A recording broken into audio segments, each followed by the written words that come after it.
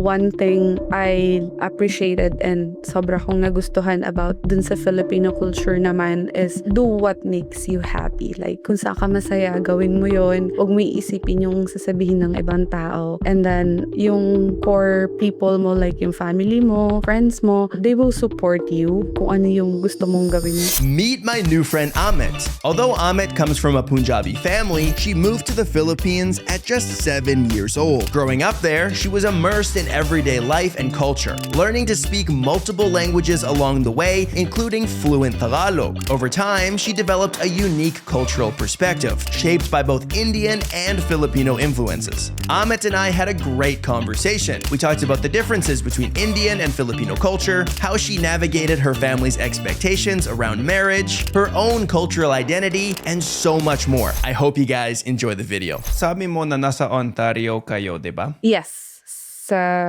Muskoka region. At matagal kayo dito sa Canada? It's just been 3 taon pa lang. Nung May, turned 3 years dito sa Ontario, dito sa Canada. Ano sa palagay mo? Gusto mo ba yung buhay dito sa Canada? Ayoko i-glorify, no? At first, galing ka sa ibang country, moving to another, it's not easy. Siguro it took me like 2 years bago ko talaga na-appreciate. But Canada is a beautiful country as well. People are nice, very welcoming. Just yung naging struggle lang namin mag-asawa is yung away from the families. Tas little one kami, 3 that time. And I was struggling with childcare kasi medyo mahirap maghanap ng pag mag-work ka, sino yung magbabantay. In that sense, Filipino community is really great because we found some good friends and then nagte-take turns kami pagdating sa mga bata. Yun yung pinaka favorite ko dito sa Canada, na iba't ibang lahi talaga. May Filipino, may taga-India, may taga-Mexico, may taga-ibang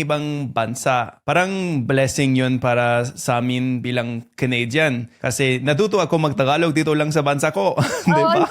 That's so nice. Taga saan ka originally? Indian ako, from Punjab. Just a short story, bakit napunta kami ng Pinas. Kasi yung mga Indians sa Pinas is called Bombay. Kung familiar sa'yo. So kami yung tinatawag nila nagpapa 5'6". Narinig ko na rin yun. Bombay tsaka 5'6". Pero anong ibig sabihin ng 5'6"? I'm not sure, pero yun ang alam ko kung bakit siya 5'6". Because we do lending, diba? Parang pautang. Kunwari nagbigay ka 500, in return you'll get 600. So 5'6".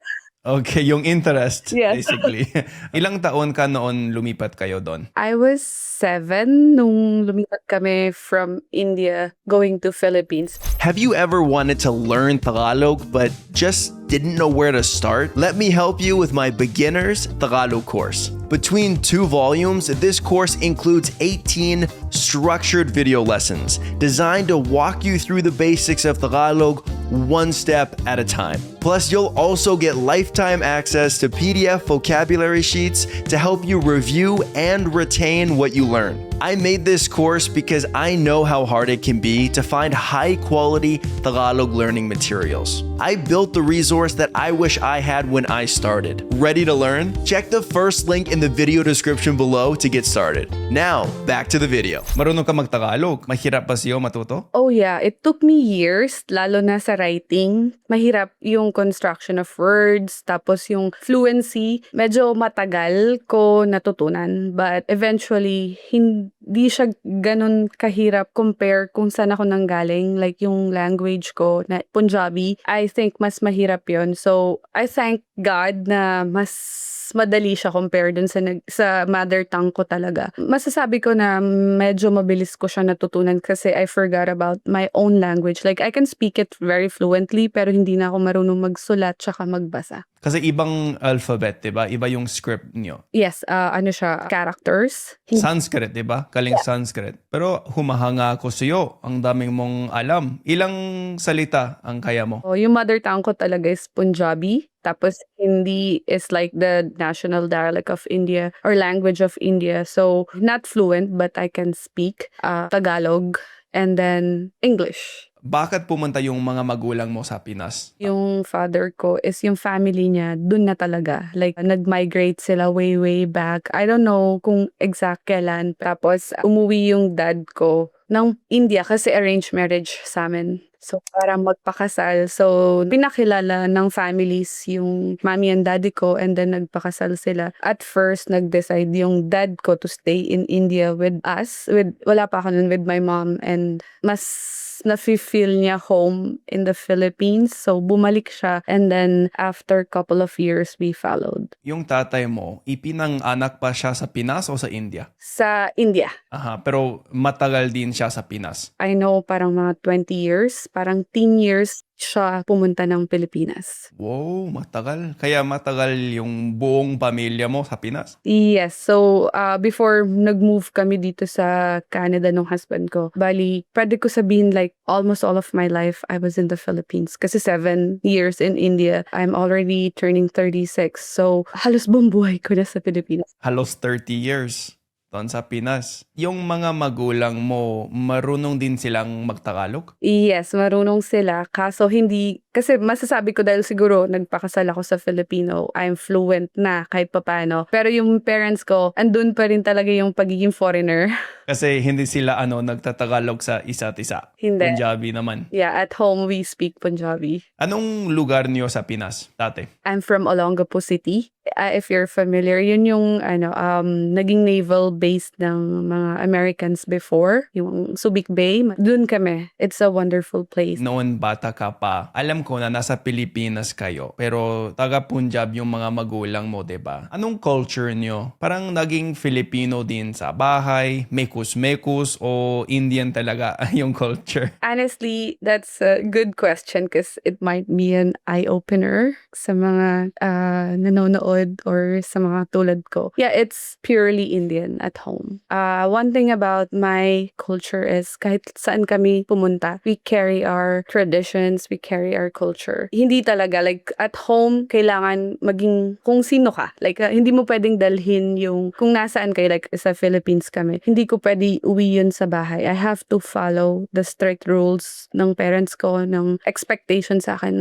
ng community. So, yeah, strictly Punjabi, Indian culture at home. Parang traditional ba yung mga Indian? Very traditional and kasi yun yung culture pero the person I am with right now, it was like against all odds kasi bawal. So dapat Indian din yung asawa mo, ganyan. Yes, mostly it should be approved by your parents or sila dapat yung namili. Paano yun nangyari sa inyo? Anong reaction ng mga magulang mo noon sinabi mo na gusto mong magkasal ng Pilipino? Di siya naging madali kasi of course at first yung mindset ko was no, Indian lang and magulang ko yung pipili kasi of course I don't want to hurt my parents and I don't want them to be looked down sa community kasi big deal sa Indian community yung pagsunod ng anak. But yun nga, wala na-in love ako. He's just an amazing person kasi like what I've said, Filipino people are parang matututunan mo kasi sa mga Pinoy yung maging masaya. Iba. I can say like, I have nothing against about where I came from because kung sino ako ngayon, kung hindi dahil din sa pinanggalingan ko. Pero I can say na ang Pilipino, iba. Like, they're just amazing people. Parang mahirap i-put into words but I think iba sila. Like, masayahin, sobrang positive, encouraging, tsaka i-welcome ka nila even though you're not from their country. Mabait talaga yung mga Pilipino sa kahit kanino, di ba? Anong masasabi mo ng mga differences ng Filipino culture at Indian culture? I'll start with kung ano yung pagkakaparehas. Yung pagkakaparehas, family-oriented. And then, when it comes to faith, both cultures are very faith-oriented as well. Sa pagkakaiba, where I came from, we are serious people. We take everything very seriously. Seryoso kami sa buhay. Seryoso sa pag-aaral, seryoso sa lahat ng aspect ng life dapat. That's how you will build your future and then yung tingin sa'yo ng community. Yun kasi mostly yung lagi mong dadalhin yung sasabihin ng ibang tao. But one thing I appreciated and sobra kong nagustuhan about dun sa Filipino culture naman is do what makes you happy. Like kung saan ka masaya, gawin mo yun. Huwag mo iisipin yung sasabihin ng ibang tao. And then, yung core people mo, like yung family mo, friends mo, they will support you kung ano yung gusto mong gawin. Parang yun lang yung pagkakaiba siguro. But the rest, I think it was just sobrang parehas when it comes to family, faith. Yun lang, how you handle life, how you see, you view yung tao, yung buhay mo, future mo, dun lang medyo nagkakaiba. kakaiba.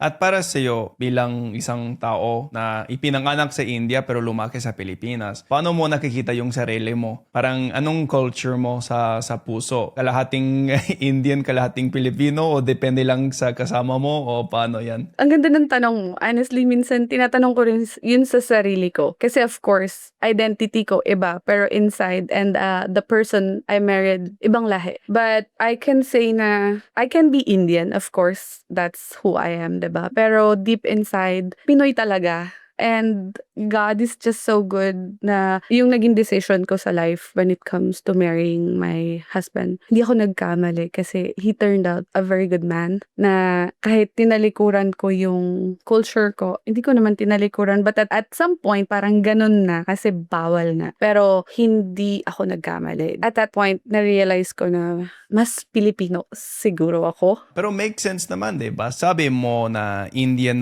talaga yung culture niyo sa bahay noon bata ka pa. Pero nasa Pilipinas naman, di ba? So pag labas mo sa bahay, Pilipino talaga yung environment mo, yung kaklase, yung tropa, yung language, di ba? May influensya din yan, no? Malaki yung influence yun sa Filipino community compare sa Indian. And siguro I just felt home sa Filipino community rather than my own, I can say. Kasi mas matagal ka pa sa Pilipinas kaysa sa India. That's true. And feeling ko, kahit ikaw siguro, pag nagstay ka sa Philippines, they will win your heart. Like, it's different. Parang yung feeling of being accepted, di ba? Kahit sa mga kasama ko dito na Filipino, yung mga kaibigan o dating katrabaho, feeling ko na tinatanggap nila ako kahit ibang lahi. Kasi may interest ako sa kultura nila at marunong din ako magtagalog. So, parang okay lang. Hindi importante kung ibang lahi ako. Included pa rin ako sa mga party nila, sa culture, sa mga biro, yung mga ganun, di ba? I-include ka nila, sobrang na-appreciate natin yun as being foreigners. I don't know, like, but in my culture, dahil nga seryoso, parang you have to pretend all the time na, especially sa akin, babae ako. So, yung expectation. Pero, since I got married to a Filipino, you know what? I never had to pretend na, oh, eto ako. I can be myself. At yung mga Filipino, wala silang problema pag ibang lahi yung asawa ng mga anak nila, di ba? Totoo yan, napaka-supportive. Like, yung parents ng husband ko, the moment we got together, like, as a boyfriend-girlfriend for 10 years, we hide our relationship. Like, it was secret. Like, we can't meet sa labas, bawal mag-holding hands, lahat bawal. So, he patiently waited for me that long. Ang sweet, romantic. Yeah, yung parents niya, supportive. They knew about it and they're like, if you're happy, basta hindi ka lang mapapahamak, sige, isusupport ka namin. Parang ganun. Sabi ko, wow. Kasi sa Filipino, I think, I'm not sure, pero yun yung nakita ko na big deal sa kanila yung pinapakilala yung partner sa family, sa parent. But Kaagad, di ba? Minsan. parang yun yung culture nila, yun yung tradition din nila para masabi na mahal mo yung isang tao. So, I wasn't able to do that nung time na yun. Pero, naging supportive naman. At gaano katagal yung proseso na yan hanggang okay na yung mga magulang mo? So, 10 years, boyfriend, girlfriend, then nasa 27 na yata ako nung 27. And I think yung family ko that time, I know they had a little bit of idea, but they had that mentality na, alam niya, bawal, hindi pwede. So, when they got to know again, like, confirmed through other people na, yung anak nyo nakita namin, may kasamang Filipino, ganon. Na-trigger sila doon. And then, they decided na, okay, arranged marriage na. Like, they were starting to look someone for me, which hindi ko kaya. Like, I cannot. So, I decided to just leave the house, like, leave my family, and made the big decision, made the big step sa buhay ko na sumama ako sa husband ko. At hanggang ngayon, galit pa sila o okay na? Hindi ko masasabi na galit, di ko rin masasabi na totaling natanggap. Pero dahil may baby na kami, love nila yung anak ko. So na-appreciate ko sila doon. So they got to spend a little bit time with her. Pero basta okay na sila, di ba? Medyo.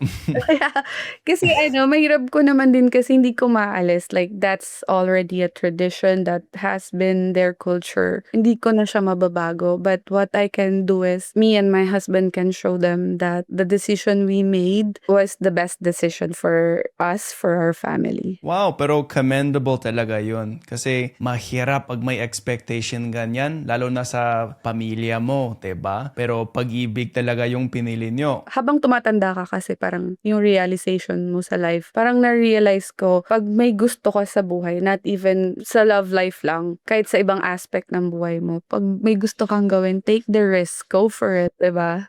Sulit naman, 'di ba? Yes. Parang script ng rom-com yan, 'di ba?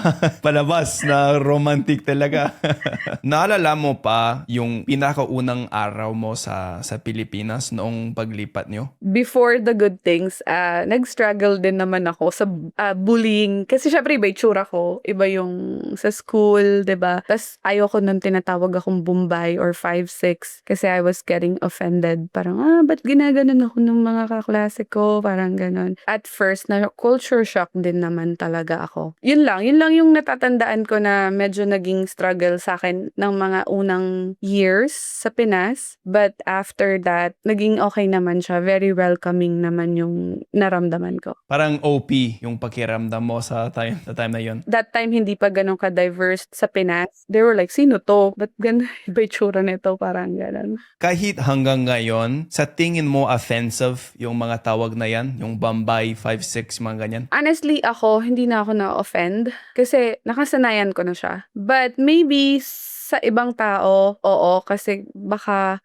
hindi sila sanay. Pero I think sa Pinas, within the Indian community, parang natanggap na namin siya. Pero ikaw, parang gagamit ka rin ng mga terms na yan? Oh no, of course not. For me, parang alam ko, parang offensive siya. Pero natanggap na lang siya kasi doon kayo nakatira, 'di ba? Yung nakasanayan ng tao. But if I have a choice, I will never call someone by names. Gets mo yung mahirap ko i-explain, pero ako yung may choice kung ako. Hindi ko, even sa mga Filipino, yung community ko, syempre hindi rin naman sila perfect, no? They call names sa mga Pinoy. Pero I will never do that kasi bakit ko gagawin? So, sasabihan mo ba sa mga Pilipino na dapat hindi naman gamitin yung mga terms na yan para sa Indian? Ako, tatanungin, yes. Mas maganda kung Indian na lang. Kasi yung Bombay is a place. And hindi naman lahat ng Indian nanggaling sa Bombay, di ba? Pero like, we can say like 90% ng population ng Indian sa Pinas is nagpapa 5'6" or yung pautang. Pero hindi naman lahat. So, parang generalizations yan para sa buong grupo. Yes, like if nakakita sila ng Indian, ano yan, 5'6" yan, Bombay yan, parang, yun na kasi nakasanayan. Para sa akin, kunyari, Toronto. Toronto yung tawag. They call Wala ko sa Toronto. They call it pag mga like sa ibang lahi na like you, mga Kano. O AFAM. Afam, right? Pero minsan yung mga ibang lahi, ayaw nila yung AFAM kasi ibig sabihin Amerikano, di ba? Pero hindi lahat Amerikano, di ba? Canadian ako. Yeah, right? Alam ko kasi masayahing tao yung mga Filipino. Kaya kinakatawa na lang.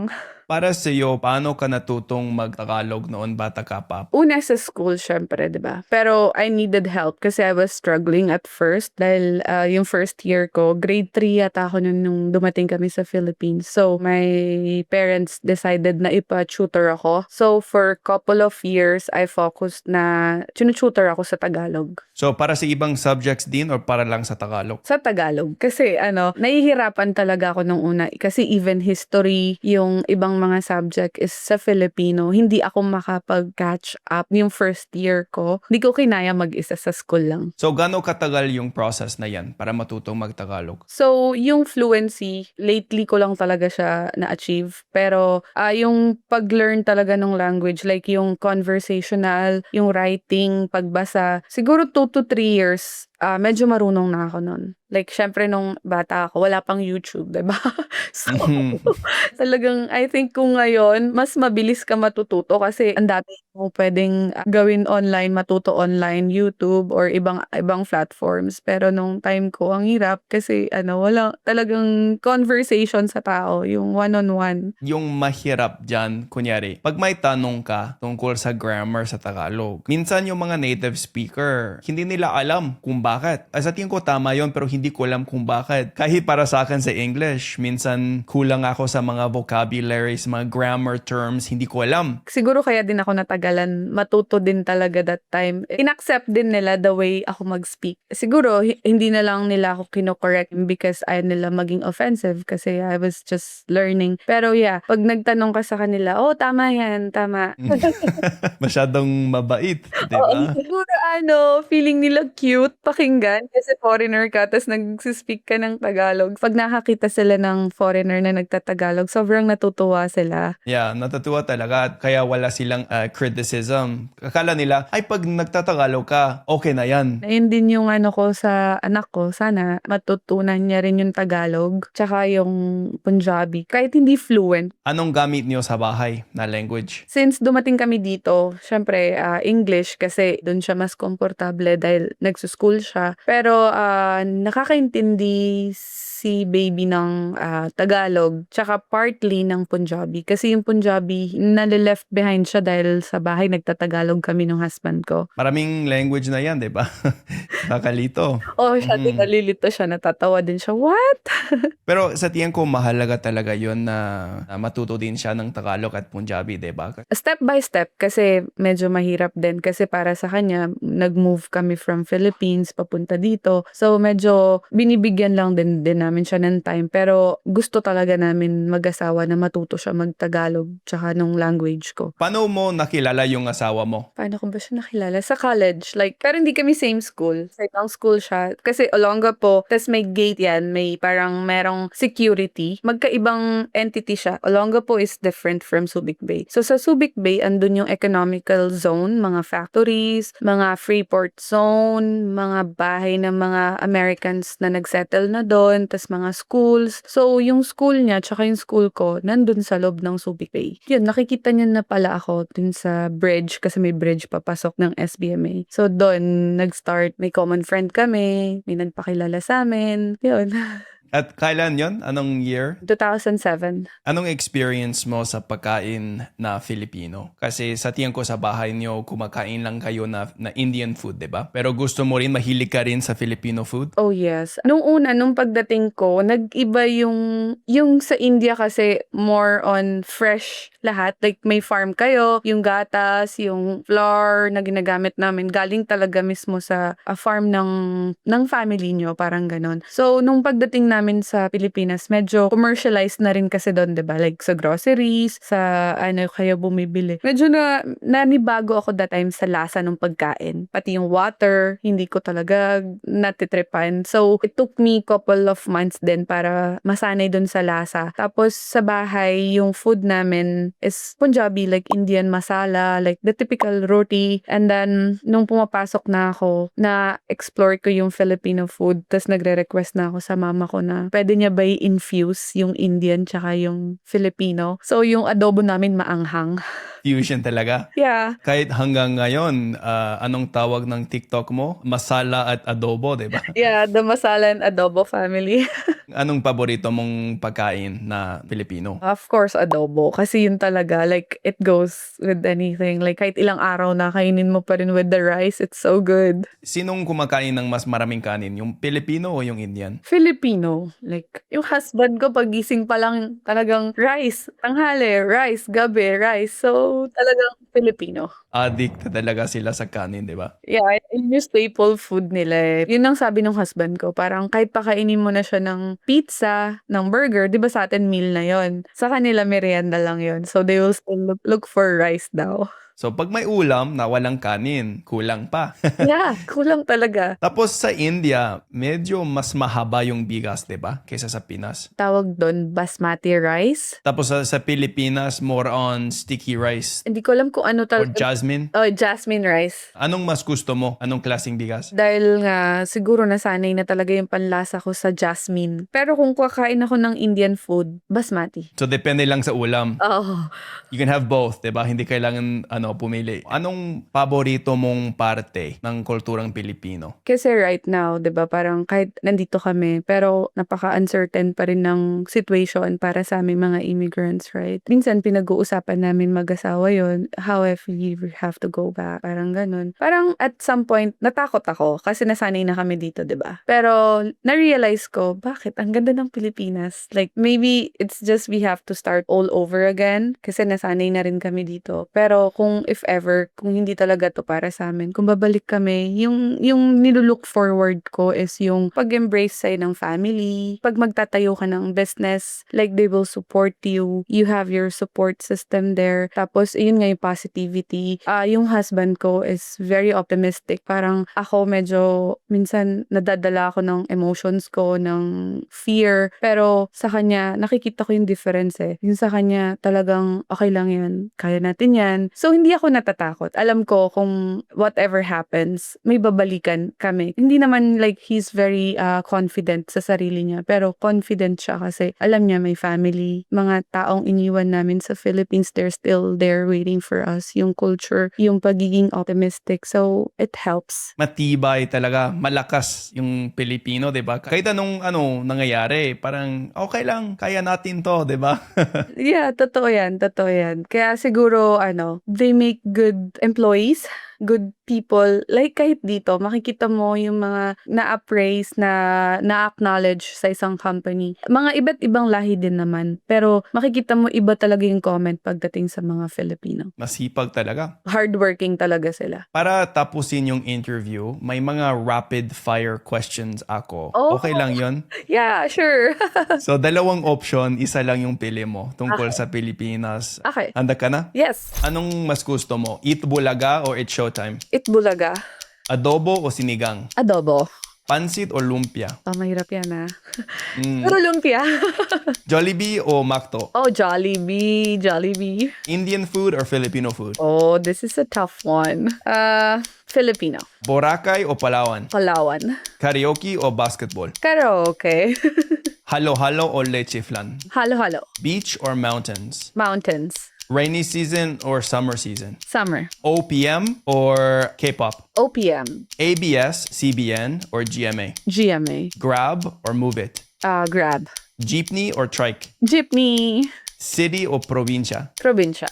Yan, lahat ng mga tanong. Maraming salamat ha. Thank you, Jared. Thank you for having me.